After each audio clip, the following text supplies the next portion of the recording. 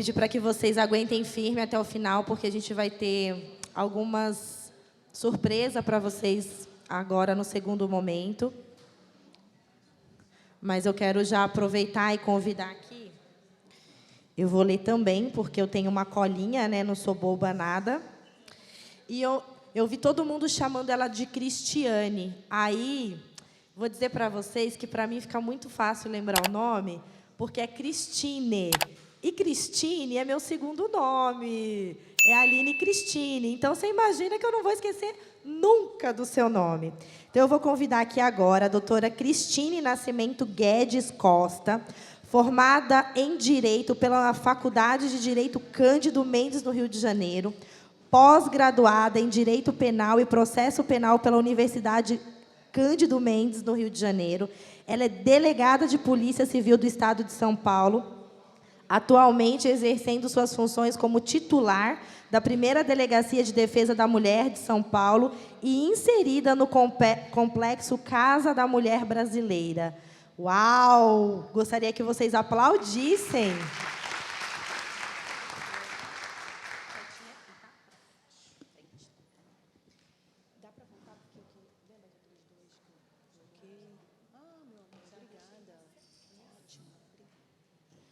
Bom dia a todas e a todos. Queria agradecer o convite da Aline. É sempre bom participar de eventos que têm como objetivo conscientizar as mulheres para uma temática tão importante que é a violência de gênero. Porque, quando a gente fala em violência contra a mulher, a gente fala em violência de gênero, a violência doméstica ela está inserida nesse contexto de violência. Mas você tem a violência institucional que a mulher sofre, principalmente quem trabalha no mercado de vocês, no meu também, não estou isenta desse tipo de violência na atividade policial. Hoje, a Polícia Civil conta só com 30% do efetivo de mulheres, é pouco. A gente ainda tem muito a galgar. Poucas mulheres conseguem chegar a cargos de chefia na polícia, tanto na Polícia Civil, como na Polícia Militar, como na Guarda Civil Metropolitana. Então, há uma violência institucional, essa questão da violência de gênero. E a violência doméstica ela está dentro desse chapéu de violências que a mulher sofre. Da hora que ela acorda, à hora que ela vai dormir, todo dia, pelo menos uma vez, mesmo que a gente não perceba, a gente sofre algum tipo de violência. Bom, eu vou começar a falar... acho que alguém já falou dos indicadores, a doutora falou, não foi? Dos indicadores de violência que a gente vai trazer aqui, que é do Anuário de Segurança Pública Brasileiro. Quando a gente fala da temática da violência, a gente tende a dizer que hoje a gente tem muito mais instrumentos para combater a violência do que tinha... Por exemplo, eu estou há 11 anos na minha unidade de enfrentamento à violência doméstica. A estrutura que eu tenho hoje é incomparável em relação à que eu tinha 10 anos atrás, de todos os aspectos, qualificação, leis para a gente trabalhar, para a gente poder atuar, são muito mais eficientes hoje. Só que os números de violência eles refletem ao contrário, a realidade é muito mais dura. A gente vê um crescimento exponencial da violência contra a mulher, em todas as frentes. Ficou pequenininho, mas eu acho que dá, ó. Nunca se registrou tanto estupro, mesmo com a subnotificação. É o maior número de estupros da história, registrado no ano de 2022. E quem são as vítimas? Mulheres e meninas. O número de meninas vítimas de estupro nunca foi tão grande. Então, é um índice muito alarmante. Onde eles ocorrem? Dentro de casa. A casa é o lugar menos seguro para a mulher e para a menina. Que coisa, né? Porque a gente vincula muitos casos de violência sexual, a gente andar na rua de madrugada, a mulher trabalhadora que sai de casa às 5 horas da manhã, com tudo escuro ainda, vai até o ponto de ônibus e sofre assédio, sofre estupro. Isso existe? Existe. Mas a maior parcela dos casos dentro de casa. Tua casa não é segura para a mulher, a gente precisa mudar essa realidade. Ela não é segura para as meninas. E quem são esses abusadores? Qual que é o perfil? São pessoas próximas à vítima. É o tio, é o pai, é o padrasto, é o cunhado, né? O marido da tia, entendeu? Então, esses são os abusadores, principalmente de meninas. Os meninos também sofrem abuso sexual, tá? A gente vê isso no nosso cotidiano. Mas o maior número de abusos, quem sofre são as meninas. E a gente tem também o perfil, que a gente falou, de 0 a 13 anos, acima de 14 anos, o índice maior está entre 0 e 13 anos, 86%. A violência contra crianças e adolescentes também cresceu demais. Por que eu trouxe esse retrato para vocês? Porque, então, a gente está falhando em algum aspecto, né? Se eu digo que eu tenho uma estrutura muito melhor hoje para trabalhar, mas os índices mostram um aumento, isso quer dizer que a gente vive uma pandemia de violência contra a mulher. E a gente precisa mudar essa realidade. Se as políticas públicas não dão conta, a gente precisa que a sociedade se organize nesse sentido. Quando você colocou ali vários painéis de violência, tem um deles que me chamou a atenção, que é o que a gente fala sempre.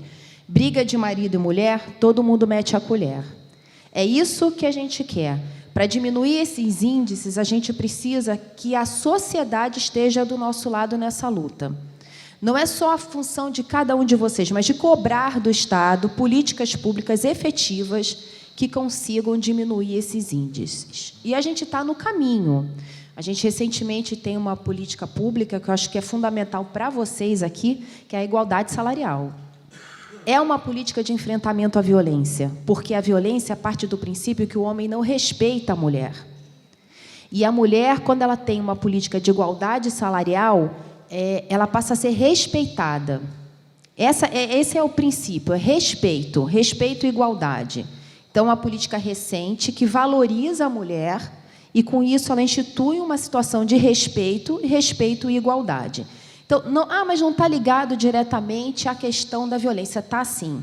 São esses fatores que aumentam os índices de violência, e é isso que a gente precisa combater.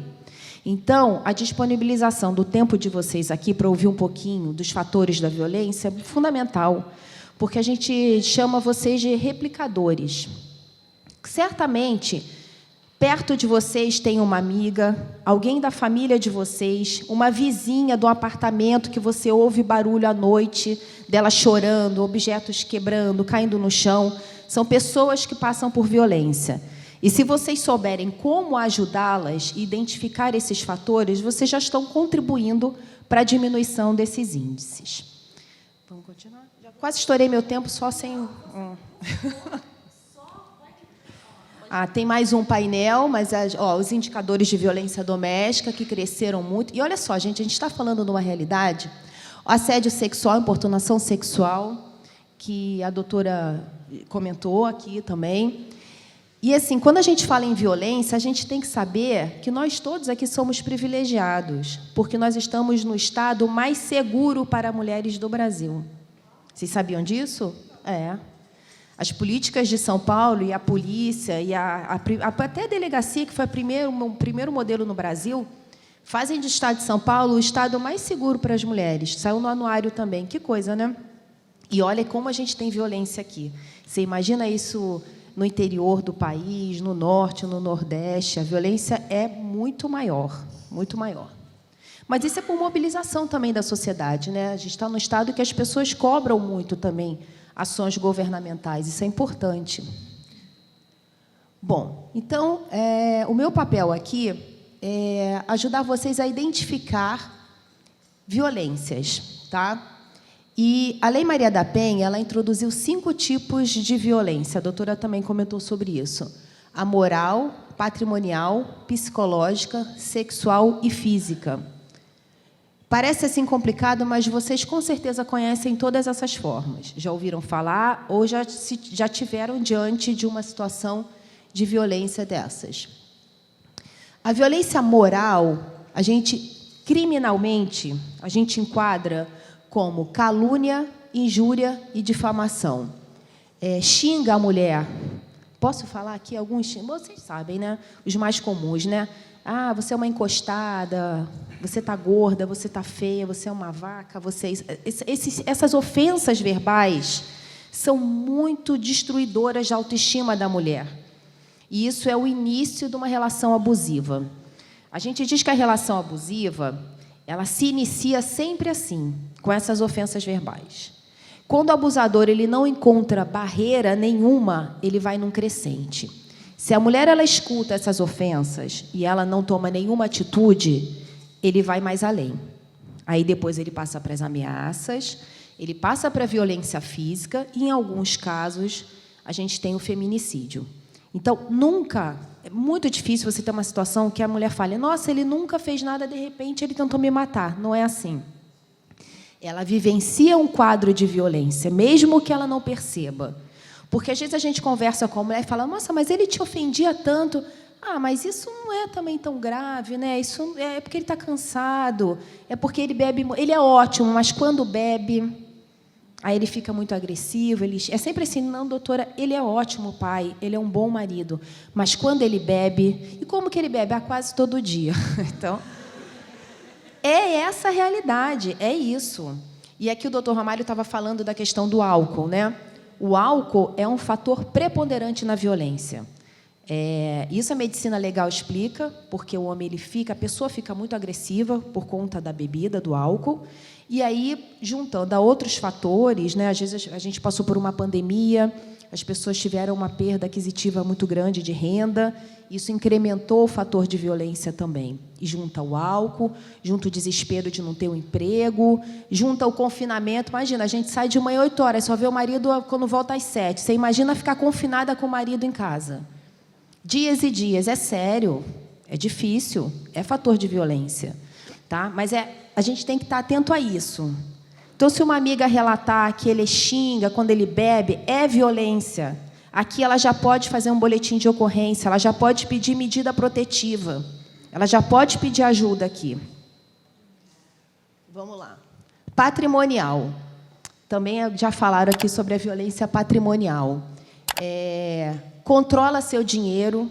Nossa, eu não sei administrar meu dinheiro, mas meu marido é ótimo com finanças, então ele é que toma conta. Não existe isso. O dinheiro é seu. Óbvio que a gente contribui em casa, mas a mulher tem que tomar conta da administração do seu patrimônio. Tá? Então, controla seu dinheiro, não deixa escolher o que comprar. Aí que eu sou compulsiva, não posso ter cartão de crédito. Então, meu marido é que estabelece um valor do que eu posso comprar. Você acha que ele está te ajudando. Você escuta essa narrativa, você acha, mas não é. É uma forma de controle. Tá? Destrói seus objetos, é muito comum, muito comum. Ela chega e narra: olha, ele jogou meu secador de cabelo no chão, ele destruiu minha maquiagem, ou seja, ele destrói os objetos que aumentam a autoestima dela numa briga. Quebrou o espelho da casa, cortou as roupas. Tá? Então, você vê que tudo tem uma ligação no fator da violência e na destruição da autoestima da mulher. Esconde bens e propriedades, não a deixa trabalhar, ou se deixa trabalhar, olha, meu marido é muito ciumento, e a mulher tem que entender que ciúme não é prova de amor.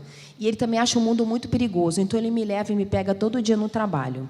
Pode ser que ele esteja preocupado com a sua segurança? Pode, mas pode ser que ele queira controlar você também. Ver com quem você conversa quando você sai do trabalho, com quem você conversa quando você entra. Não querer que você vá andando sozinha e depois saia para tomar um café com um grupo de amigas, porque ele te controla dessa maneira. Tá? Nossa, acho que vocês vão chegar em casa hoje, os maridos vão... Meu Deus, ninguém passa meu contato, nem meu nome, hein? Não. Fala que vocês leram em algum lugar. Aqui também a gente tem um crime muito comum, que, quer dizer, não é tão comum para mim, né? Eu vejo muito isso, que é o estelionato afetivo. O estelionato afetivo, ele não existe com essa nomenclatura no Código Penal, mas a gente enquadra o estelionato afetivo como uma violência patrimonial. É o caso das mulheres que se relacionam com homens pela internet e acabam se desfazendo de patrimônio para doação para essas pessoas. E, às vezes, mantém relacionamento mesmo, de meses, e essa pessoa ela não está no relacionamento. Ela está tirando vantagem financeira dessa mulher. Aí, às vezes, você pega uma mulher com alguma questão psicológica, a mulher passou por alguma situação na família, e ele se vale dessa fragilidade dela, e vocês não têm noção do que essas mulheres fazem. O quanto de dinheiro que elas dão, que elas emprestam para esses homens. a gente enquadra isso como uma violência patrimonial, a questão do estelionato afetivo, tá? A violência psicológica. Hoje, a gente tem um crime de violência psicológica previsto no Código Penal, mas antes mesmo da existência desse crime, essas condutas já podem ser encaradas como uma violência psicológica e já eram previstas como crime, autônomos, né? Que seria ameaça, o crime de perseguição, insultos, humilhação, dá medo, a mulher fica com medo constante. Esse tipo de violência psicológica, ele acontece tanto na constância do relacionamento como após o término.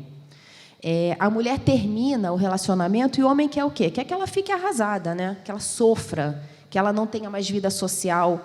Só que, às vezes, aquele relacionamento tóxico, e depois que a mulher termina, ela melhora em todos os aspectos. Isso incomoda demais o homem. Eu tive ontem um caso na unidade de tentativa de feminicídio. Foi um flagrante, ele está preso. Ele deu 6 facadas nela e deu várias outras no atual companheiro dela. Ela estava indo para o hospital para fazer tratamento oncológico. Ele ficou esperando ela na porta do hospital, saiu enfurecido e desferiu várias facadas nela. Ela não morreu, graças a Deus, e também atingiu o companheiro dela. Por quê?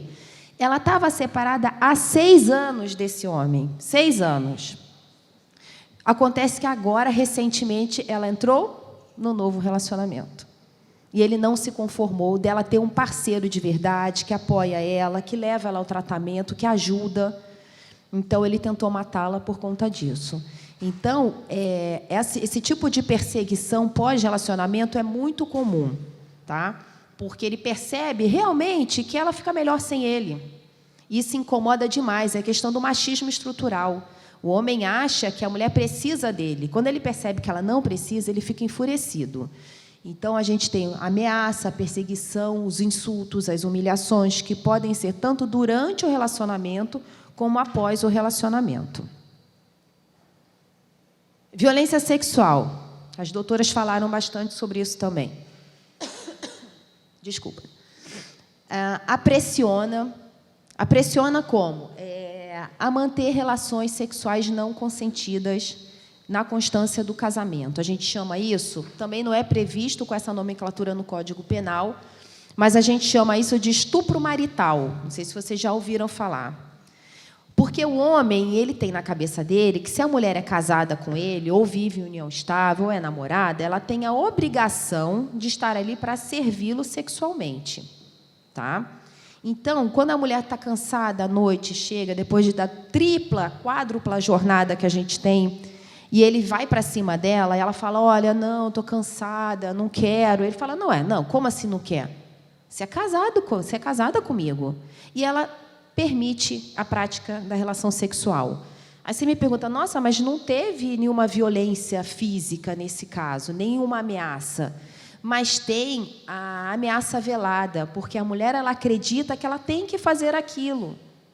Então, a gente chama isso de estupro marital. É mais comum do que vocês imaginam. E talvez boa parte aqui já tenha passado por isso em algum momento e não tenha encarado isso como um fator de violência sexual. Tá? Mas gente, é violência sexual. E eu não falo aqui só para as mulheres, eu falo aqui para os homens também. Tá? Exige práticas sexuais que você não gosta. Nossa, ele adora me filmar. Eu não gosto, eu não acho bacana, mas, enfim, não tem que aceitar isso. Até porque filmar a mulher sem consentimento dela ou através de violência também é crime. E aí, essa questão de filmar, óbvio que cada um sabe o que faz da sua vida, né? Enfim, eu, particularmente, sou contra, porque eu sei das consequências disso depois, que são os crimes que a gente chama de pornografia de revanche. Olha, gente, eu tenho TDAH, tenho mesmo, então, assim, eu vou me perdendo. Eu vou, volto, tá? Eu não consigo seguir muito, tá? Eu fico meio... Então, assim, pornografia de revanche. Ele filma você consente ou não naquele ato, e quando você termina o relacionamento, ele manda isso para o teu pai, para a sua mãe, para a sua família, para os seus filhos. Gente, isso é um horror. Isso é um horror, porque você não tem como controlar as redes sociais. Por mais que você oficie o Instagram, o Facebook, a Meta toda, para eles tirarem, alguém já viu, já compartilhou, viralizou e a sua vida está destruída. Destruída. Então, muito cuidado com essas questões de se expor sexualmente em vídeos ou em imagens, né? Ah, ele mora em outro estado, então a gente vai fazer sexo virtual. Muito cuidado com essas questões, porque além da pornografia de revanche, tem também outras formas de crime, tem extorsão sexual, né? Ele diz, olha, se você não me der, sei lá, R$5.000, eu vou expor aquele vídeo que você fez comigo. É muito comum, mais comum. E, às vezes, as moças... E a liberdade sexual da mulher permite isso, mas a gente não vive no mundo perfeito. Mundo perfeito, a mulher podia se exibir do jeito que ela quisesse, o homem teria que respeitá-la, só que não é isso que acontece. Então, a gente diz que a mulher tem que ter um pouco de capacidade de autopreservação. Então, assim, a mulher conhece um rapaz no Tinder, aí vai para um encontro sexual com ele e deixa ele filmar. Ela não sabe nada dele. Ela está contando que ele tem um mínimo de caráter, só que, às vezes, ele não tem. Então, muito cuidado com essa questão de exposição do seu corpo para pessoas que você conheça intimamente ou não, tá? Porque isso pode ter consequências. As consequências são muito gravosas e elas destroem a mulher de verdade. E eu estou falando de meninas de 13, de 12, de 14 anos, meninas bem jovens, ou então mulheres de 40, 50, 60, que têm a vida destruída por conta desse fator na pornografia de revanche. Proíbe de usar métodos contraceptivos. Ainda existe isso hoje? Ainda existe. Porque ele sabe que quanto mais filhos aquela mulher tiver, mais vinculada ela está com ele. Isso é verdade. A gente percebe que as mulheres, quando elas procuram a gente, elas falam, mas e agora? E meus filhos? A mulher, muitas vezes, ela se mantém numa relação abusiva por conta dos filhos, porque é aquilo que a Aline falou, nada na vida da gente é mais importante do que os nossos filhos. Então, a gente abre mão da nossa liberdade, da nossa dignidade, às vezes, né? Da nossa felicidade, para poder dar um teto para um filho da gente, para poder que ele permaneça com alimentação, com escola, com educação. E ela vive aquele relacionamento durante anos, porque ela sabe que, sem aquele provedor, os filhos vão sentir muito. Por isso, aquela questão que a gente falou do empoderamento feminino, não é? Com relação à atividade empregatícia. Se a mulher ela consegue se sustentar, ela já corta um pouco dessa questão do relacionamento abusivo. Por isso é tão importante, né? Deixa eu ver. Assedia, pressiona, são os crimes de assédio sexual que a doutora mencionou, assédio sexual e importunação sexual. O assédio sexual, na acepção da palavra, no dicionário, ele é bem amplo, mas dentro do Código Penal ele fica restrito a atividades laborativas. O que vocês, com certeza, já conhecem alguma amiga que sofreu assédio sexual de um superior hierárquico. Na polícia isso é comum e, com certeza, na construção também, civil também não é diferente, né? Estagiárias, moças mais jovens, são as maiores vítimas desse tipo de crime, que é o assédio sexual. E ele é sempre praticado por alguém que tenha ascendência hierárquica a você. Nunca é um igual. É sempre o teu chefe, do teu chefe para cima. Ele te pressiona, te ameaça com questões do teu trabalho para que você pratique não só a relação sexual em si, mas todos os atos libidinosos, tá? A pressiona. Aqui a pressiona seria aquele caso, vou dar um exemplo, você está no bloco de carnaval, no bloquinho, que o paulista chama de bloquinho, né? Bloco de carnaval, e o cara vem e fica te agarrando, e pega no cabelo, e força um beijo. Isso é um crime, é importunação sexual. A gente não está lá disponível para eles no bloco de carnaval, para o cara vir, passar a mão no cabelo, agarra, dar um beijo. Isso já existia na minha época, quando eu tinha 20 anos. E continua existindo agora. Só que, na minha época, não era crime. Era só uma conduta absolutamente inadequada, né? Era imoral, mas não era crime. Hoje é uma conduta imoral e é uma conduta prevista no Código Penal. Vocês estão vendo que o leque da violência contra a mulher é imenso, né? E é muito maior do que a violência doméstica em si, né? A violência física é que mais se fala, né? Porque é aquela visível, aquela que a gente vê na mulher, né? Ele empurra, chuta, amarra, bate, soca, enforca. Isso é uma questão de vivência profissional, que a mulher, quando ela chega, ela fala, e aí? Ele me jogou no chão, me chutou, me arrastou, puxou meu cabelo. É muito impactante você ouvir isso de uma mulher, mas o que te destrói um pouco é ver um vídeo de uma mulher apanhando. Porque, assim, quando ela fala, óbvio que a gente leva em conta a narrativa da mulher, a gente imagina o sofrimento que ela passou, mas, em alguns casos, você tem vídeos. Ou as mulheres têm câmeras em casa por conta de filhos, ou ele bate na mulher na rua mesmo. Vocês já devem ter visto alguns vídeos. Vocês já viram como que é feio, como que é impactante uma mulher sendo arrastada pelo cabelo, sendo esganada, sendo chutada. É muito, muito impactante. E aquela pessoa ali é a pessoa que ela confiou a vida dela, né? Que ela acreditou que podia dividir a vida, construir uma família, ter filhos. Então, é muito impactante a questão da violência física. E ela é muito comum, porque o homem, quase sempre, ele é mais forte que a mulher. É da própria natureza do ser humano o homem ser mais forte que a mulher. Então, essas agressões são muito impactantes. E são essas que vocês talvez escutam, de um vizinho. A mulher gritando, objetos caindo. Bom, e o que fazer? O que a gente pode fazer enquanto cidadão e enquanto vítima diante dessas circunstâncias? Eu separei 2 quadros para resumir. Violência sexual ou física. Reúna provas. É muito importante. Vídeos, imagens, relatos de testemunhas. Façam o exame de corpo de delito que vai ser dado na delegacia. Tirem fotografias das lesões. Isso é muito importante para a gente montar um inquérito bem feito para que vocês possam ter a condenação. Registre boletim, peça ajuda especializada numa delegacia de polícia ou em ONGs, em organizações que funcionam na defesa da mulher. Da violência moral e psicológica, a prova é mais difícil. Aquilo que a gente falou, a violência física, a sexual, ela deixa vestígios. Essa outra violência deixa vestígios muito mais difíceis de serem detectados. Então, procure um serviço de saúde para que possa fazer um relatório médico da sua condição psicológica. Se você está abalada, tem uma terapeuta, peça para fazer um relatório, junte provas. Provas também são importantes, e às vezes a gente acha que não são aceitas, mas são prints de mensagens, que ele manda 30 ligações por dia no seu celular, printa essas ligações, printe as mensagens com ofensas, ou que ele publica em rede social. Tente gravar algumas ligações, já é possível fazer isso através do celular. Tudo isso é importante para montar um inquérito policial bem feito. Telefones úteis. Tá, mas eu estou na minha casa, estou ouvindo a minha vizinha apanhar. O que eu faço? Se aquela situação é imediata, você está ouvindo agora, 190. É a Polícia Militar. A Polícia Militar é o braço da segurança pública ostensiva. São eles que estão na rua todo dia, são eles que atendem a emergências, tá?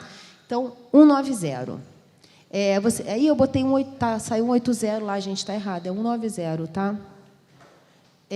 Procure uma delegacia de polícia. Eu estou inserida na Casa da Mulher Brasileira, que é um complexo de atendimento multidisciplinar aqui no centro, no Cambuci, aqui pertinho. Lá tem Ministério Público, Defensoria Pública, apoio psicológico, apoio social, delegacia de polícia.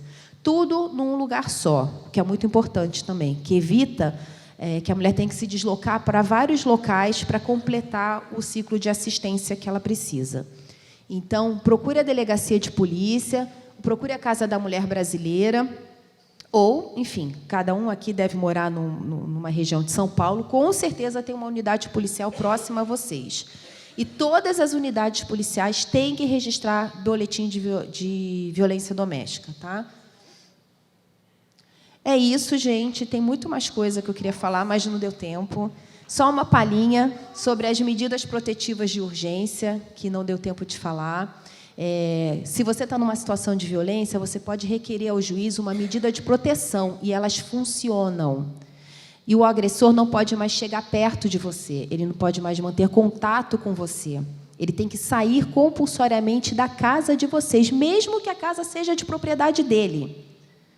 Então, essas medidas são muito importantes. Você pode requerê-las diretamente ao juiz ou através do boletim de ocorrência, na delegacia.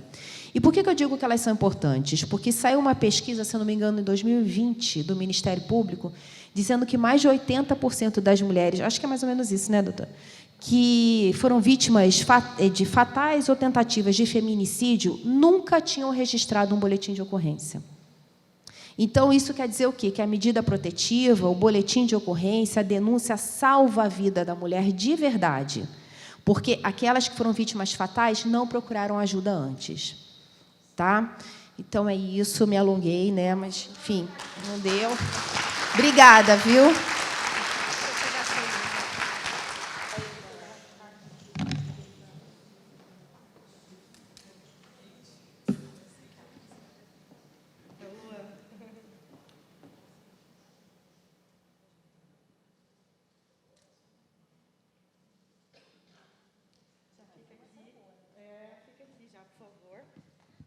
Gente, eu ficaria mais 1 hora ouvindo a doutora Cristine. Não fica... Nossa, a palestra é muito boa. Eu acho que vale a pena a gente pensar num outro evento, né? Estou aqui, gente. Minha cabeça... Eu falo que a minha cabeça é um pipoqueiro. Ela não para. Tá cheia de ideias. Eu estou aqui, estou já pensando nas palestras do ano que vem para a gente poder... Porque o assunto ele é muito extenso. Tenho certeza que você só pincelou, né? Só pincelou. E agora a gente vai ter o nosso momento de bate-papo.